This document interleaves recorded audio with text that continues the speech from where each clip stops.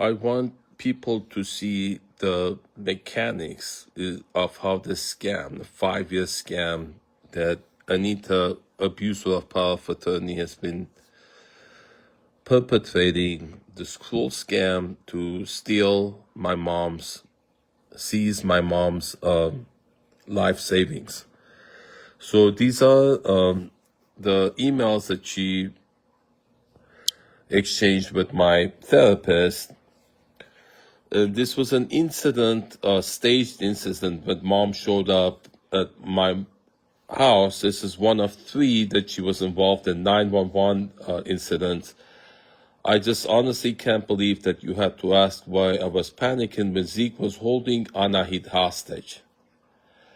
And in that incident, the therapist asked my roommate Gary, and Gary confirmed mom was never inside the home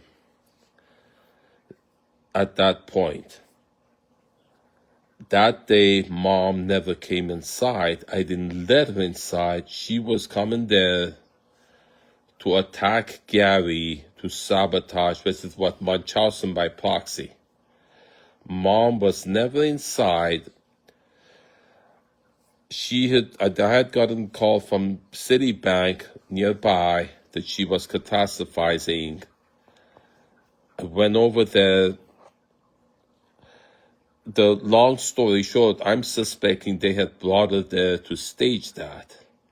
And to have that her tendency in her to monopolize me, to sabotage my life, not have income, not have friends, not have a career, she came to sabotage. I never let her in the house. But she's saying Zeke was holding Anahid hostage, okay? So she's always turning everything as so many examples. She had reported me stealing her car, elder abduction. You have all those examples. The 2 things that Zeke is compulsively requesting: forced medication and property sale. Okay, so I want to talk about that. Her answer is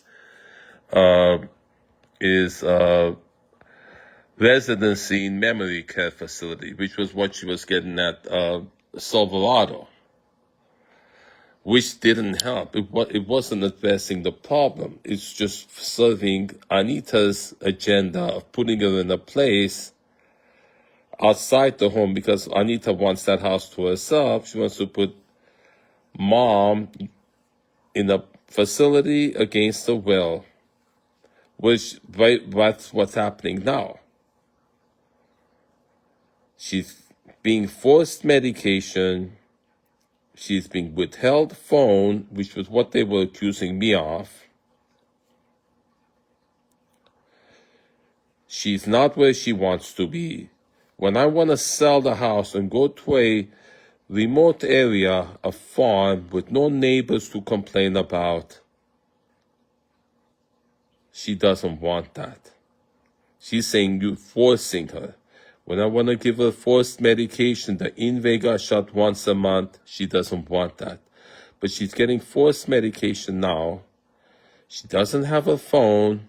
She's being held in a facility which she hates the most.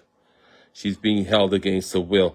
When I want to sell the house, go to a farm, a remote area in nature with no neighbors to complain about, she says that's a violation. Her solution to mom calling 911, which is easily solved with a remote, with our own operator that answers the phone when she calls 911. She's been telling that to the lawyer, Hogarth, to Kathy Carpenter. I've been repeating it over and over again. Very simple solution to prevent law enforcement coming up, ambulance coming there, taking her to facilities just because she calls. Because there's nothing physically wrong with her. She's walking and she's talking normally when they take her to the hospital. And repeated 5150 holds, remove her capacity, keep her in facility, which is why Anita doesn't want to prevent that. She wants that. They've been encouraging and supporting that for 7 years, and they're covering up the original case they filed against her, and the judge said, we'll dismiss it if you sell the house and move, which was the right thing to do. They don't want to do the right thing. They want to prevent it, to have a reason for them to keep showing up, and they say they don't mind doing it. That's what they get paid for. The real reason is they want to seize that property, keep using the law enforcement coming there scolding me to poke at the sword, put her away, put me away, provoke my arrest, remove her capacity, keep her in facility against her will, medicate her, take away her phone. When I want to sell the house and move, so that trap involving those 2 police stations that are committing civil conspiracy RICO operation. They're the 2 police stations of the 2 jurisdictions that are the 2 properties that Mom owns, the West Valley and the Devonshire, are conspiring together. They're working together. The other property they were supporting, fentanyl dealer, this property, they're using her abuse of power of attorney, encouraging her false 911 calls, reinforcing it because they see she likes the attention she's getting with this conflict. Do you understand? That's what feeds the engine.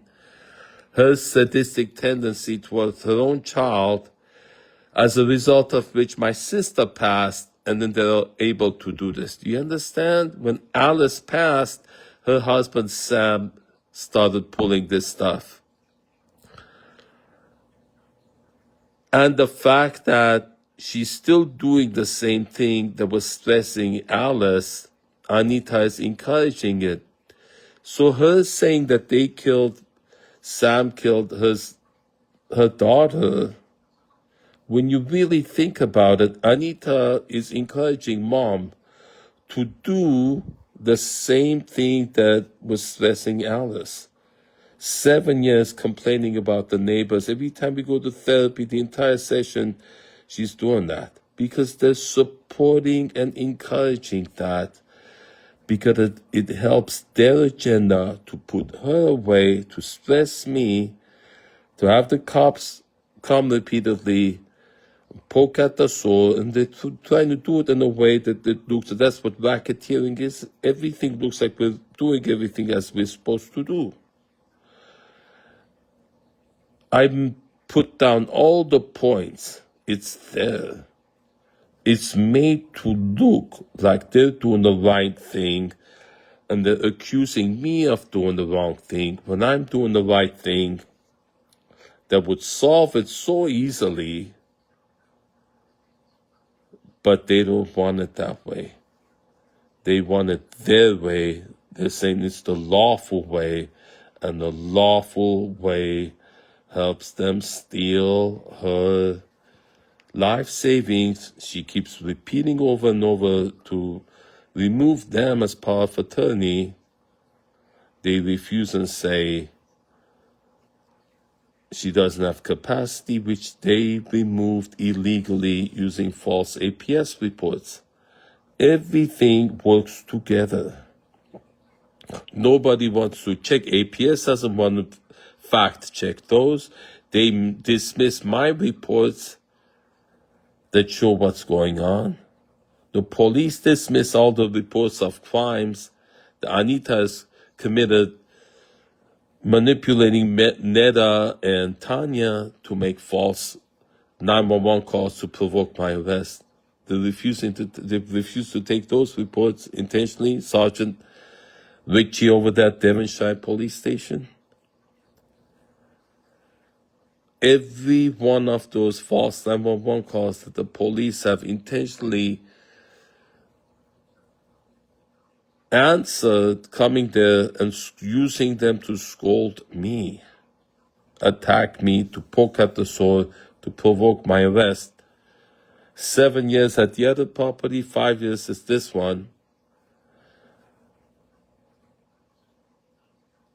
That's how racketeering does. That's how the police help Fentanyl dealers and abusers of power of attorney seize property. And how that agreement is working, I don't know. They're motivated to do it. Why? They profit from it. So looking at the previous addresses where Justine Taylor has carried out the same scam in New Jersey and Florida, you will find out the previous owners of those houses. Justine said, I'll come back and have you talk to the previous person I stayed with so you see what a relationship still to this day. I want to know what's happened to the previous landlords with whom Justine stayed. Did the police, who owns those houses now? I have those addresses. Who owns those houses now?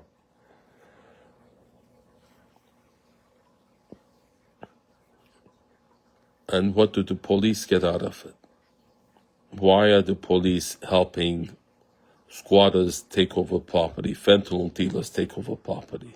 If those houses are now fentanyl dealing stations, and police help Justine take them over for her gang,